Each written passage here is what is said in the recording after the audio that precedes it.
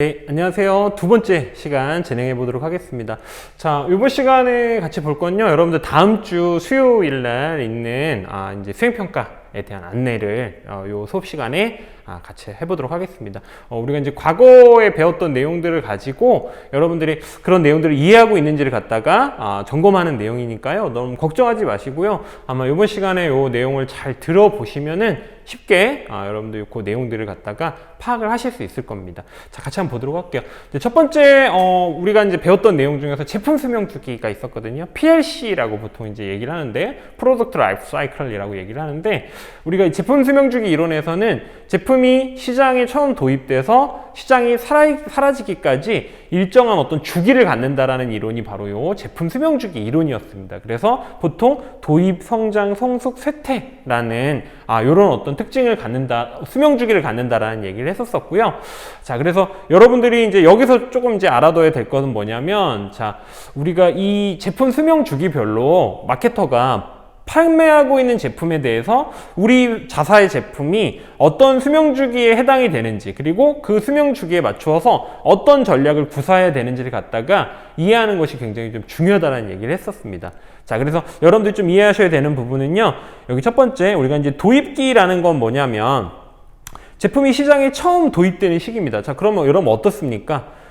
처음 도입됐기 때문에 아직은 소비자들한테는 좀 익숙하지 않은 좀 상황일 거예요. 자, 그렇기 때문에 가능한 한 어떤 이 제품, 새로 나온 제품들을 소비자들이 많이 이용할 수 있도록 뭔가 좀 조치가 필요하겠죠. 자, 그러다 보니까 보통 이제 이 제품 같은 경우에는, 제품 전략 같은 경우에는 기본적인 제품을 우리가 일단은 제공을 하게 되고요. 그리고 가격 전략은 만약에 프리미엄 이미지를 좀 심고 싶다라고 하면 가격을 좀 처음에 높게 잡을 거고요. 반대로 시장에 좀 빠르게 좀 진입하고자 한다라고 한다면 저가 전략을 이용할 수 있을 겁니다. 자, 그리고 우리가 촉진 전략으로 봤을 때는 이 새로운 것들을 굉장히 좋아하는 사람들이 있을 거예요. 그런 것들을 좋아하는 사람에게 적극적으로 좀 어필을 해서 제품을 좀 널리 알리는 부분들이 필요할 겁니다. 자, 그래서 이 도입기에서의 가장 중요한 전략은 뭐냐면 새로 시장에 도입된 제품을 갖다가 사람들한테 많이 알리고자 하는 그런 부분들이 굉장히 좀 중요한 상황이 될 겁니다. 자, 그렇기 때문에 물론 이 도입기에서는 굉장히 우리가 매출도 거의 일어나지 않고요. 근데 매출이 일어나지 않는 상태에서 여러 가지 판매를 증가시키기 위해서 비용을 지출하기 때문에 이 좀 손실을 보고 있는 그런 구간이라고 여러분들이 생각을 해보시면 될 것 같습니다.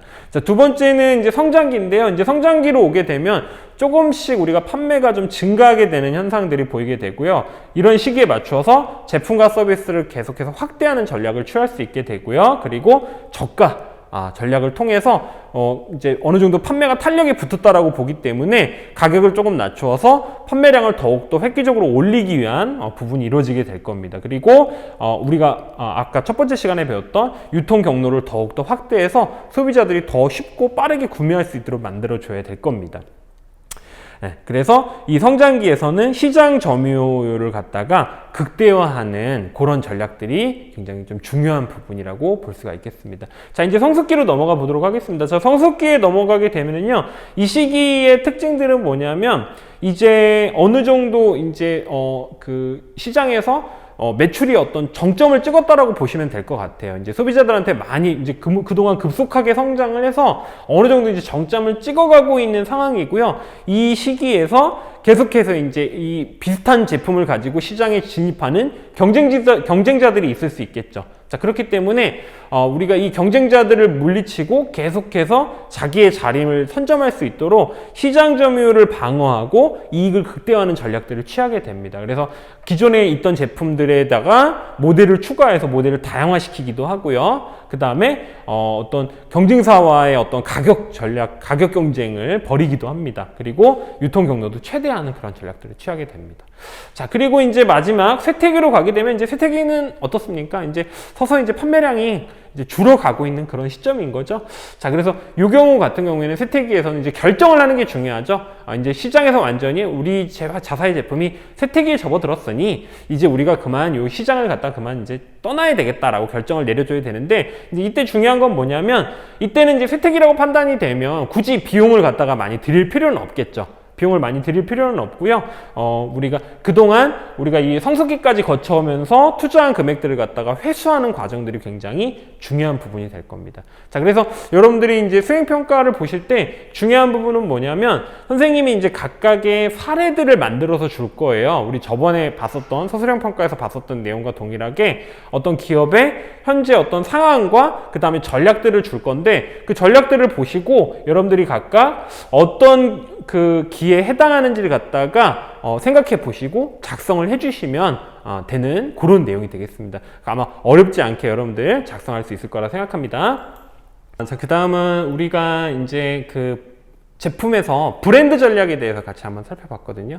자, 근데 우리가 이제 브랜드라는 것들이 기업에게 있어서 굉장히 좀 중요하다는 얘기를 했는데, 그에 못지않게 그 어떤 굉장히 중요한 브랜드들을 갖다가 우리가 자사의 권리로서 잘 보호하는 것도 굉장히 중요할 겁니다. 자, 그래서 그 보호하기 위해서는 우리가 그냥 방어를 할 수는 없겠죠. 그래서 우리가 법적으로 보호를 받아야 되는데, 그래서 우리가 이제 살펴봤던 것들이 바로 뭐냐면, 요 지식재산권에 대해서 같이 여러분들랑 얘기를 해봤었어요. 자, 그래서 여러분들이 이제 이 지식재산권이라는 건 재산적 가치가 실현될 수 있는 지적 창작물에 대해서 부여된 재산에 대한 권리다라는 얘기를 했었었는데, 여러분들이 요거에 대해서 조금 이해를 하시고 요 관련된 내용을 갖다가 작성할 수 있는 부분이 두 번째 내용이 되겠습니다. 그래서 보시면 우리가 지적재산권은 크게 이제 세 가지로 나눠보게 되는데요.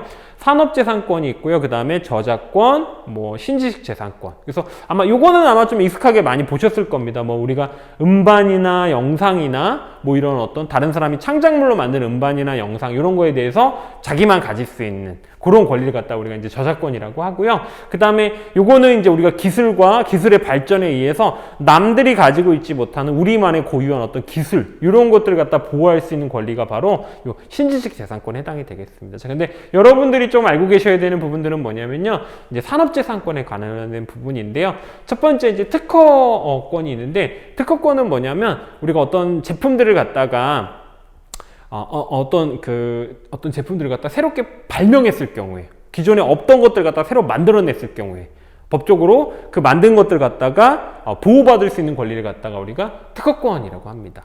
그 다음에 두 번째는 뭐냐면 이제 실용신앙권인데요. 어떤 내용들을 갖다가 실용적으로 뭔가를 획기적으로 개선을 시켰을 때 그런 어떤 기술이나 어떤 부분들을 갖다가 우리가 실용신앙권으로 우리가 보호를 받을 수가 있습니다. 그 다음에 세 번째는 우리가 디자인권인데요. 어떤 좀 아름다움을 느낄 수 있는 모양의 어떤 형태나 문양 이런 것들을 갖다가 보호받을 수 있는 그런 걸 우리가 이제 디자인권이라고 볼 수가 있겠습니다. 그리고 마지막은 우리가 이제 앞선 수업 시간에 살펴봤었던 타사와 우리 회사의 제품을 갖다가 구분할 수 있는 우리가 상표라는 거 있었죠. 그래서 트레이드 마크다 이런 얘기를 했었었는데, 그런 타 상품과 우리 회사의 상품을 갖다 구별할 수 있는 요 상표에 대한 독점적이고 배타적인 권리를 갖다가 상표권이라고 우리가 정의를 해봤습니다. 자, 그래서 요 내용들을 여러분들이 지적재산권 중에서 요 산업재산권에 해당하는 내용들을 갖다가 각각 특허권, 실용신앙권, 디자인권, 상표권에 대한 내용들을 갖다가 여러분들이 적절하게 서술하실 수 있으면 되는 그런 내용이 되겠습니다. 두 번째 문제가 되겠습니다.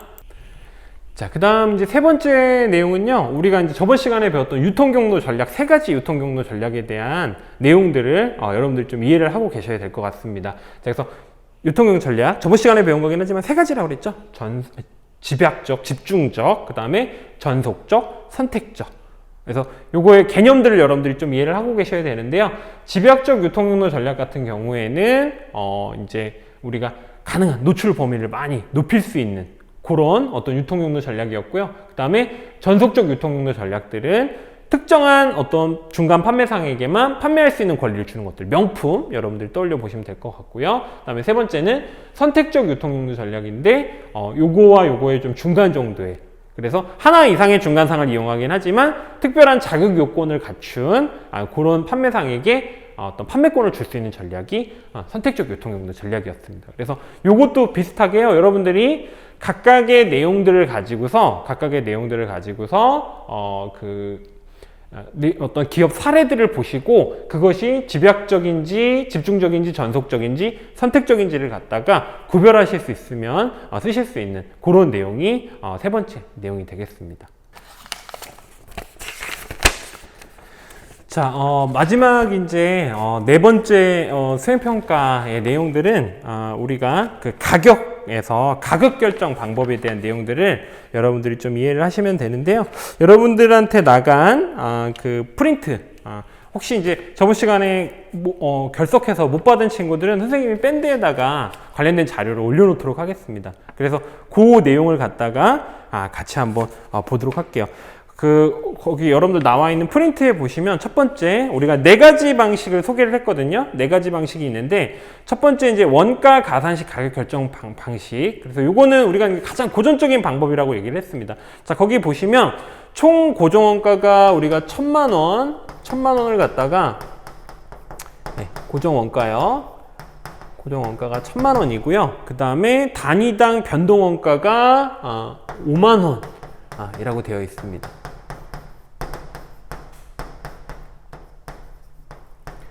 자, 요거는 요 방식은 갖다가 굉장히 조금 고전적인 방식이라고 보시면 될 것 같아요. 그러니까 단순히 산술적으로 계산을 해서 내가 어떤 제품을 만드는데 얼마만큼이 들어갔기 때문에 거기다가 이익을 붙여서 그 가격으로 판매하겠다라는 전략이 되겠거든요. 그래서 보시면 생산량이 지금 몇 개냐면 100개를 생산했다라고 이렇게 되어 있습니다. 그리고 목표 이익은 100만 원이래요. 자, 그러면 이거 이제 단순한 계산이라고 생각해 보시면 될 것 같아요. 자, 일단은 계산을 해보시면 우리가 고정원가, 이 고정원가는 우리가 제품을 하나 만들던 두 개 만들던 세 개 만들던 간에 무조건 들어가게 되는 돈을 갖다가 우리가 고정원가라고 얘기를 하는데, 자, 이건 이제 단순 계산으로 해서 거기 보시면 우리가 1,000만 원의 우리가 고정원가가 들어가는데 자, 근데 그게 몇 개를 생산했냐면 100개를 생산을 했다라는 거죠. 자, 그러면 물론 이제 우리가 고정원가라는 것 자체가 몇 개를 생산하든지 간에 무조건 들어가는 돈이긴 하지만 여기서는 그냥 단순한 계산으로 우리가 계산을 한 거예요. 고정비가 이만큼 들어가긴 하는데, 그런데 그러면 100개를 만드는데 우리가 한 개당 따져보면 얼마의 돈이 들어가겠느냐라고 했을 때 우리가 10만 원의 고정비가 들어갔다라고 해서 단순 계산을 했다라는 거죠. 여러분 이건 헷갈리지 마세요. 그래서 요 10만 원이 들어갔다는 얘기가 되겠고요. 자, 그리고 여기에다가 우리가 생산량이 목표이익이 100만 원인데 100개를 생산한다고 했으니까 내가 하나를 팔 때마다 10,000원씩을 이익을 보겠다는 얘기잖아요. 그러니까 10,000원씩, 개당 10,000원씩 목표 이익을 보게 되는 거고요. 그 다음에 마지막으로는 우리가 변동비, 하나를 만들어서 팔 때마다 5만 원씩의 비용이 들어갔으니까 5만 원이 더해져야 되겠죠. 그러니까 얘는 단위당 하나 만드는 데 있어서의 어떤 고정 비용이 되는 거고요. 그 다음에 얘는 하나 만드는 데 있어서 변동비가 되는 거죠. 그래서 다 더하면은 우리가 하나당 16만 원에 팔아야 되겠구나라고 해서 이렇게 단순 계산을 한 거라고 여러분들 생각을 해보시면 될 것 같습니다. 자, 그래서 이렇게 여러분들 계산을 해볼 수가 있겠고요. 자, 그 다음에 두 번째로 볼게요. 가산이익률식 가격 결정 방법이라고 되어 있는데요. 이 방법은 뭐냐면, 자, 내가 특정 판매 가격에 대해서 그 중에 얼마만큼을 갖다가 이익을 보겠다라고 해서 가격을 결정하는 방식이 될 텐데요. 자, 거기 한번 내용을 볼게요. 자, 제품 생산의 단위당 3만 원의 원가가 들었다라고 돼 있어요. 3만 원의 원가가 들었는데 이것에 대해서 40%의 가산 이익률을 갖다가 적용을 해서 판매하고 싶대요. 자, 그러니까 무슨 얘기냐면 어떤 가격이 있는데, 어떤 판매 가격이 어떤 가격이 있는데 여기에 그 판매 가격의 0.4를 갖다가 곱한 값. 그러니까 이게 내가 이익을 보는 구간이 되겠죠. 그죠? 그래서 내가 어떤 판매 가격이 있는데 그 판매 가격에다가 0.4x만큼을 붙여서 팔고 싶다는 얘기죠. 이해 가시나요? 자, 다시요. 자, 어떤 판매 가격이 있는데 이 판매 가격에 0.4%, 40%의 비중을 갖다가 내가 이익을 볼 수 있는 가격으로 팔고 싶다라는 거예요. 그러면 여기 이 x 값에다가 0.4x를 더한 값이 판매 가격이 될 수가 있겠죠. 자, 근데 중요한 건 뭐냐면 우리가 기준이 반대로 얘기하면 우리가 어떤 판매 가격인데 그 판매 가격에서 40% 이익을 본 값을 빼면 최초 제품을 만드는 데 들어갔던 원가가 나오겠죠. 3만 원이. 이렇게 계산을 해볼 수가 있겠죠. 자, 이해 가시나요? 자, 그래서 요거를 우리가 계산을 해보면 우리가 요거는 뭐가 됩니까? 0.6x가 되고 여기는 이제 3만 원이 될 테니까 x는 얼마예요? 5만 원이 되겠죠. 그래서 5만 원으로 이렇게 가격을 계산할 수 있는. 다시 한번 할게요. 요거 판매 가격이 있는데 그 판매 가격에다가 0.4를 곱한 값이 우리가 내가 보고자 하는 이익률이겠죠. 그 이익률을, 그러니까 원래 판매 가격에서 이익을 본 거를 빼게 되면 원가가 나오겠죠. 그 제품을 만드는 데 들어간 비용이 나오겠죠. 그래서 이렇게 계산을 해보면 5만 원이 되겠죠. 그러니까 이 5만 원에서 40%에 해당하는 부분들, 2만 원이겠죠. 그죠? 2만 원이 이익을 보겠다는 얘기인 거와 마찬가지 내용이 되겠죠. 이해 가시나요? 그래서 이렇게 두 번째 계산을 해보실 수가 있을 것 같고요. 자, 그 다음에 세 번째 문제는 우리가 목표 투자 이익률식 가격 결정이라고 되어 있는데요. 요거는 주로 우리가 어떤 제품을 만드는 데 있어서 어쨌든 투자를 해야 되잖아요. 뭐 공장도 짓고 원료도 사고 뭔가 투자를 해야 되는데 우리가 이제 보통은 그러면 이제 투자자들을 모집해야 되는데, 자, 그러면 투자자들은 이제 궁금하죠. 뭐냐면 우리가 투자를 해주면 투자한 돈으로 우리가 과연 제품을 얼마에 팔아서 나한테 얼만큼의 이익을 다시 돌려줄 수 있을 것이냐, 이게 이제 고민이 될 겁니다. 자, 그래서 그런 경우에서 사용할 수 있는 방법이 되는데, 봅시다. 제조회사 A가 공장을 건설하는데 1억을 투자했다라고 돼 있어요. 1억을 투자를 했는데 투자 비용에 대한 목표 투자 수익률이 20%래요. 자, 그러면은 얼마입니까? 2천만 원을 갖다가 이익을 보고 투자한 거 대비 2천만 원의 이득을 좀 보고 싶다라는 거잖아요, 지금. 자, 그런데 이 2천만 원에 대해서 우리가 2천만 원 이익을 보고 싶은데, 자, 몇 개 만들 거죠? 생산량을 보시면 1000대를 만든다라고 했습니다. 자, 그러면 한 대를 만드는 데 있어서 얼마가 들어가는 거예요? 2만 원의 이익을 보고 싶다라는 거죠. 자, 그럼 여기에다가 단위 원가, 즉 어떤 제품을 만드는데 3만 원의 비용이 든다라고 했으니까 여기다가 3만 원을 더하게 되면 내가 하나당 얻고 싶은 투자 수익률 이익에다가 그 제품을 만드는 데 들어간 어떤 원가를 더해서 우리가 5만 원에 판매하겠다라는 식으로 가격을 결정하는 방법이 바로 목표 투자 이익률식 가격 결정 방법이 되겠습니다. 자, 그래서 세 번째까지 같이 한번 해봤고요. 자, 그 다음에 이제 마지막은 손익분기점 분석 가격 결정 방식이에요. 자, 이게 가장 중요합니다, 여러분들. 요거를 여러분들이 이해하는 게 가장 중요한데, 자, 같이 한번 봐볼게요. 뭐냐면, 자, 거기 보시면 총 고정비가 2천만 원 이렇게 되어 있고요. 판매 가격은 5만 원이라고 되어 있어요. 판매 가격은 5만 원. 그 다음에 변동비는 10,000원이라고 되어 있어요. 변동비, 판매 가격, 그 다음에 고정비. 자, 그러면 요걸 같이 한번 해볼게요. 요건 이제 굉장히 어떻게 간단합니다. 여러분 간단하게 계산을 하시면 돼요. 뭐냐면, 자, 첫 번째, 판매 가격이 5만 원이라고 했으니까 내가 만약에 X개를 팔았다라고 하면 우리가 좌표평면상에 나타내보면 5만 X가 되겠죠. 자, 그러면 이걸 우리가 이제 이렇게 표현할 수 있어요. 왜냐면 매출액. 내가 뭔가 제품을 팔아서 내가 얻을 수 있는 이익이 되겠죠. 이걸 우리가 매출액이라고 볼 수가 있을 것 같고요. 자, 그런데 자, 이 제품 하나를 X개를 만들어서 팔 때 자, 하나를 만들 때마다 얼마씩 들어간대요? 10,000원씩 비례해서 들어간대요. 그러니까 10,000 X만큼이 계속해서 들어가는 거죠. 하나를 팔 때마다 하나를 만들었을 테니까. 자, 그런데 이거 우리가 몇 개를 만들지와는 관계없이 얼마가 2천만 원이 어떻게 된다는 겁니까? 고정적으로 들어간다는 얘기가 되겠죠. 고정적으로. 그래서 이렇게 식을 또 세워볼 수가 있을 것 같아요. 자, 그러면 요거는 우리가 하나를 만들어서 판매하는 데 있어서 하나를 만드는 데 들어가는 비용선이 될 겁니다. 비용선이 될 거예요. 자, 그럼 요거를 가지고서 여러분들이 자, 문제를 푸시면 돼요. 간단합니다. 뭐냐면, 자, 볼게요. 자, 우리 지금 손익분기점을 이용한 가격 결정 방식을 보고 있는 건데, 자, 이렇게 여러분 중학교 때 배우셨던 거 이용해서 문제 간단하게 해결하실 수 있습니다. 자, 뭐냐면, 자, 봅시다. 자, 요거 그래프 한번 그려볼게요. 자, 이렇게 되겠죠. 이렇게. 그래서 얘는, Y는 우리가 5만 X 그래프가 이렇게 나올 거고요. 자, 그 다음에 얘 같은 경우에는 지금 요 점을 지나야겠죠. 여기 2천만 원이라는 요 선을 좀 지나야 되겠고요. 기울기는 얘보다 작으니까 아마 이런 식으로 그려지게 될 거예요. 자, 그래서 얘가 이제 우리가 Y는 10,000 X 플러스 2천만 원. 자, 이렇게 계산을 해볼 수가 있죠. 자, 그러면 중요한 건 여러분들 수행평가에 여러분들이 알고 계셔야 되는 건 뭐냐면, 자, 요 점이 중요해요. 요 점. 요 점이 중요한데, 자, 요 점이 이제 의미하는 바가 무슨 말이냐면, 자, 봅시다.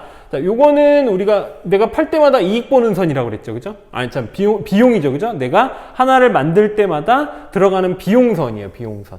자, 그런데 요거는 내가 팔 때마다 벌 수 있는 수익선이에요. 수익선. 얘는 수익선이고, 얘는 비용선이에요. 자, 그러면, 여기는 봅시다. 여기는 지금 비용선이 수익선보다 어때요? 위에 있죠. 그죠? 그럼 무슨 얘기냐면, 내가 뭔가를 만들어서 판매하고 있는데, 손해를 보고 있는 구간이라는 뜻이 되거든요. 요 구간은. 그죠? 그런데 여기를 기점으로 해서 바뀌죠. 위치가 바뀌죠. 분기한다라고 얘기를 하거든요. 이렇게 되면 이제 수익이 비용보다 더 위에 있게 되는 어떤 순간이 오게 되거든요. 자, 그래서 그 점을 갖다가 우리가 이제 BEP, 브레이크 이븐 포인트라고 해서 손익분기점이라고 이렇게 얘기를 합니다. 그래서 수행평가에는 이 BEP를 여러분들이 계산하실 수 있는 그런 부분이 중요한 부분이라고 볼 수가 있겠습니다. 그럼 계산을 해보면 되겠죠. 자, 근데 해보면 여러분 이건 너무 간단하게 구할 수 있죠. 뭐냐면, 자, 봅시다. 자, 요거 두 개 연립해서 여러분들 해결하면 되죠. 그럼 얼마입니까? 4만 X는 얼마예요? 2천만 원. 이렇게 계산을 해볼 수가 있죠. 자, 그러면 요거 형 4개 지우고 4개 지우면 얼마? 그렇죠. 500개만큼이